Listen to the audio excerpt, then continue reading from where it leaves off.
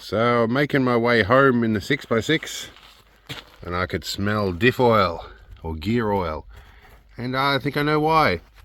Probably lost a circlip on this axle, although I do see the circlip there, but I popped the hubcap off. Luckily I think I've got one spare in the back. Well, luckily I do. It's a brick part, but it's still a spare. We'll pop that on and hope it stays on. Right, let's see. Alright, there's a little bit of sand on it, but we'll get that out and clean it out when we get home.